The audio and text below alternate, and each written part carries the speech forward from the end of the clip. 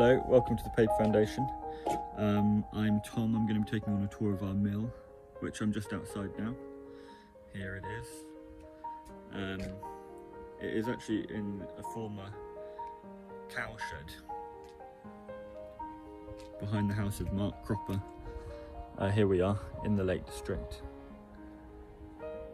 And Mark is the 6th generation of his family to run the James Cropper paper mill, who are one of the leading manufacturers of machine-made papers, and they also make a lot of mount board and archival board for museums. He set up the foundation in 2016, but I only joined at the beginning of 2020, and when I arrived, the paper makers from Griffin Mill came over from Ireland to show us how to make paper, and we also got all of their equipment off them. As well as sort of preserving the skills and knowledge of paper making, Mark has also been keen to preserve the physical heritage. So he's been collecting paper moulds, which I'll show you in a minute, and we now have over 800, many of which we use day to day in our paper making. And the enormous variety means that we can get many different effects. So this is the back room of our mill. I'll just go around and point everything out. This is our main beater that we got from Griffin Mill, and since its arrival we gave it a full refurbishment, so we've painted it and fixed some of the tiles which line it, many of which were broken. And the paper, the pulp goes through there and this wheel rotates, so the brass bars beat the fibres as they go through, and that process of pulverization is what turns the fibres from linen or cotton or hemp into the pulp with which the paper is made. This is our sink.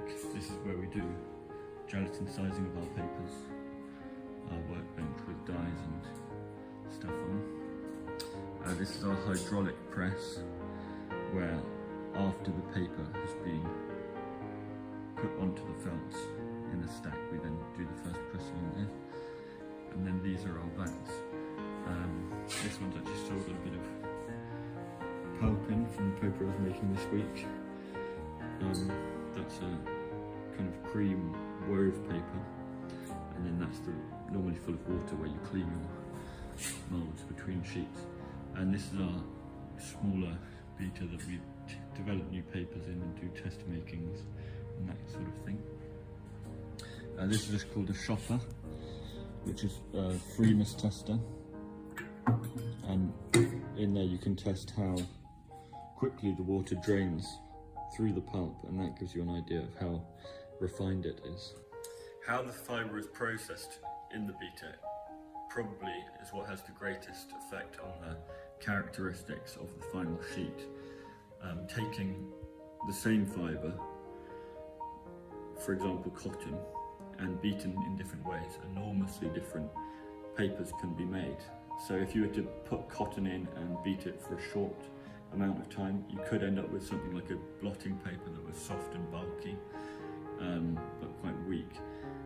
And if you were to beat it for a very long time, you could end up with something quite similar to a tracing paper that was very crisp, hard, and also somewhat translucent. And then there are any number of different fibres that you can add, and each one will change the paper produced. So quite often we'll add a longer fibre, such as abaca or hemp or flax, in order to strengthen the paper, which is often necessary for bookbinding. So once the pulp has been made, the next decision you need to make is which mould to use, and this again can have an enormous effect on the characteristics of the final sheet. So if we just look up here, we have a number of different wove moulds. This one, as you can see, has got this enormously coarse texture and the very traditional ox watermark. And this is a more traditional wove texture, which will obviously create a much smoother sheet. Similarly, if we go down one level, here we have some lathe moulds, and this one's got very tight laid lines, and also the chain lines are close together when compared to this one, which is much more crude and gives a much more kind of characterful laid appearance. This is probably the most common. This is a double-faced laid mould, which means the paper should be smooth. I think this type of mould was originally developed for printing because they were having some problems printing on a single-faced laid mould, which is like this, which will have a slightly more ridged effect. So all of those things are considerations taken into account when deciding which mould to use. The next step, of course, is the actual sheet formation, and in the vat here we've got some pulp from an earlier making, and the mould will be dipped into the vat. The pulp, after the water's drained away. So after the mould has been selected, obviously the time has come to make the sheet. Here we have some pulp in a vat from a making I did earlier this week, and you dip the mould into the pulp. Once the water's drained away, you have the sheet left on the surface of the mould, at which point you couch it, which is the transfer of the paper to the felt. The damp felts are laid on the couching table like this, and then in a rolling motion the paper is transferred to the felt. Once you've built up what's called a post, it tends to be 50 sheets, we'll transfer them all into the press, where they're pressed for the first time. Once the paper's been taken from the press, we bring it through here into the next room, the middle room of our mill. It's called the dry side.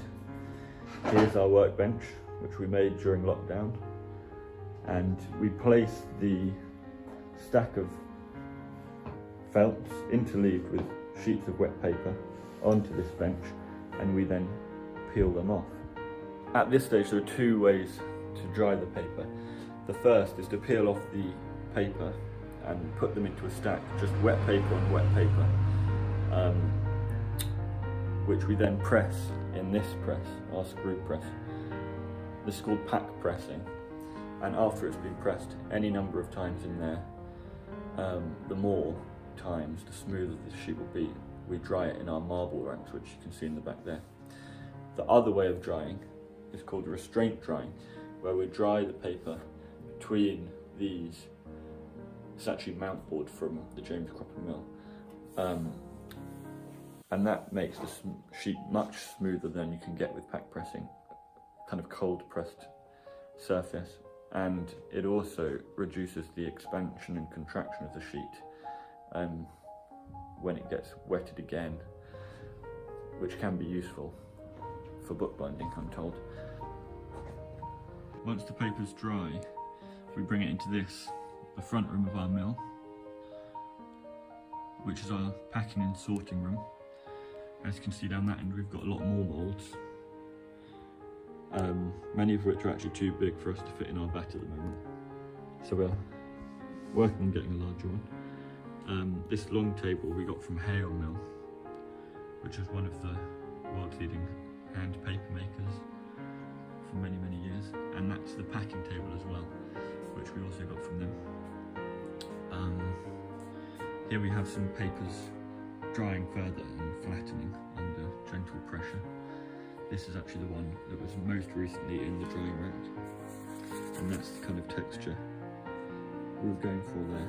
This is a slightly heavier paper, about 170 GSM, that we were making for some certificates. This is a 60 GSM Abaca paper, which has got this slightly kind of bobbled surface, but it's enormously strong, and it's based on a recipe for a paper that Griffin Mill used to make, and this is what I was making earlier this week, which is just a cream 100 GSM wove paper. Down here we also have our drying room. where we have various papers drying. This is more of the cream paper. We've got some coloured papers here. We've got a stack of paper drying. More of the cream paper here.